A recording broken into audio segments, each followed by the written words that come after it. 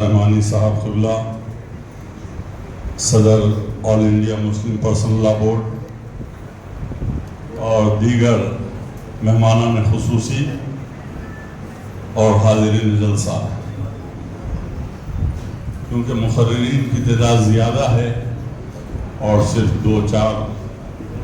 لفظ کہنے کے لیے مجھے کھڑا کیا گیا ہے، میں اس موقع پہ کہوں گا کہ تو ادھر ادھر کی بات نہ کر، تو ادھر ادھر کی بات نہ کر، یہ بتا کہ قافلہ کیوں لٹا۔ میرا رہزنوں سے کوئی گلہ نہیں، تیری رہبری کا سوال ہے۔ مجھے اور ایک شعر یاد آتا ہے، تلواریں بیچ کر ہم نے مسلح خرید لیے، تلواریں بیچ کر ہم نے مسلح خرید لیے، ہماری عزتیں لٹتی رہیں اور ہم سجدے کرتے رہے۔ عزیزان ملت اسلامیہ، ایک اہم ترین مسئلے پر وقف ترمیمی قانون کے خلاف احتجاج میں ہم جمع ہوئے ہیں، اور یقیناً ہندوستان کی سرزمین پر مجھے وقت نہیں ہے کہ میں بات تفصیل کے ساتھ کہوں، لیکن مجھے ایک بات یہ کہنے دیجئے، 1857 میں اس ملک کی جنگ آزادی کے آغاز پر اس ملک کی قربانی علماء کرام نے دی، سب سے زیادہ 2 لاکھ علماء کرام نے جنگ آزادی میں قربانیاں دی۔ دلی سے پشاور تک مسلمان علماء کرام کے لاشوں کو لٹکا دیا جاتا تھا،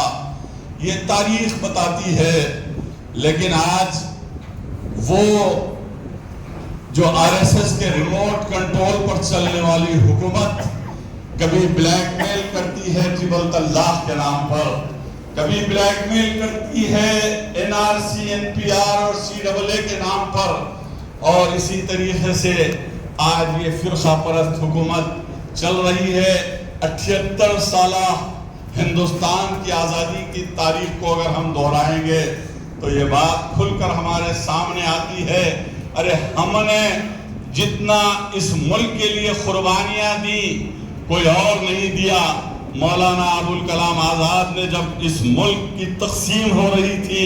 جامع مسجد دلی سے چلا چلا کر کہہ رہے تھے، اے مسلمانوں یہ ملک چھوڑ کر مت جاؤ، اس ملک میں تمہارے ماں باپ دفن ہیں، اس ملک کے لیے تم نے قربانیاں دی ہیں۔ لیکن ہمارے پاس ہم نے کوئی